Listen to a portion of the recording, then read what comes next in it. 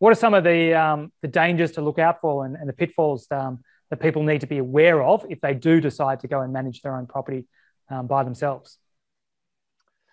Well, James, look, the amount of money that is paid to an agency to manage your property, look after your investment, is a drop in the ocean, let alone the commercial risk you're taking by not having someone professional to handle and look after that for you.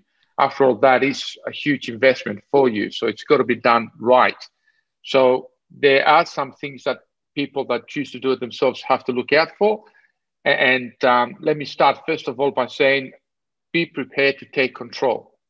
So after you are lucky enough to find the perfect candidate to be your tenant, the landlord needs to secure the bond through the correct legal channels in the state that they are. You got to do a condition report, or some people call it an ingoing inspection report. You got to chase any unpaid rent, negotiate rent increases, deal with rent moratoriums in times of crisis, as we saw last year, organize maintenance, and deal with disputes. You must log every single expense, every bit of maintenance, and give this sort of attention to detail that you would give your day job for it to be successful. Otherwise, you can all get easily lost in the admin of it. Number two is passing on the paperwork. Landlords need to get up to speed with the relevant legislation in the state. In addition to the tenant application, bond and lease documents have to be lodged. There are rules to how often a landlord can visit the property, how often they can put the rent up, or how much they can put the rent up, or when it comes time to ask a tenant to leave. All the paperwork and compliance can't take up much of your time. It can take up a huge amount of your time. But for a property manager, this is a day-to-day thing. They know what to do. They know what calls to form, what forms to download and fill out. So it sort of takes care of all that for you. Now, consider the relationship. Some of the landlords that decide to manage the property themselves become too close with the tenant. Now, remember, this is only a transactional relationship, okay? It's business. So some of the landlords get too attached. And to give you an example, they don't put up the rent as often as they should.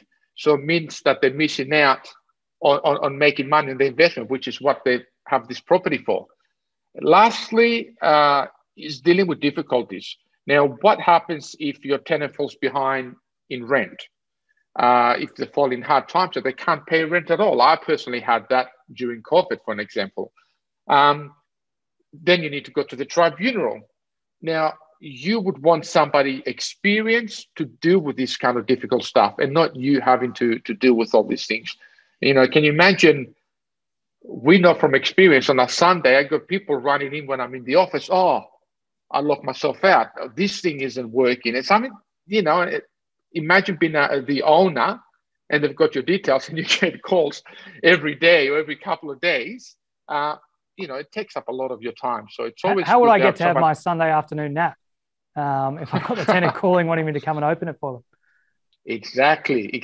So look, having a professional, it all comes down to how much your time, how much you value your time.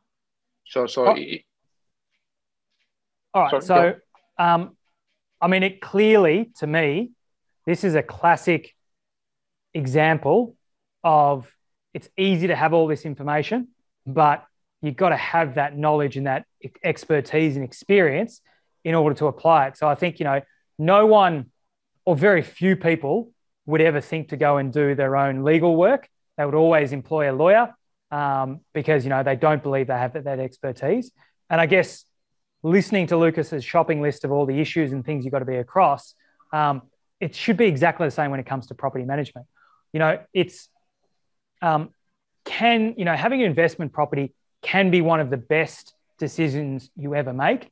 It can also turn out to be a nightmare, and not because of the property, but because of the management time that's involved, issues that come across, and a fairly large chunk of them could be avoidable. And that's really where you need a professional to know what they're doing to make sure you navigate through that. I mean, I know here in Victoria, we've had a raft of, I think, 158 legislative changes that came into play, I think, March this year.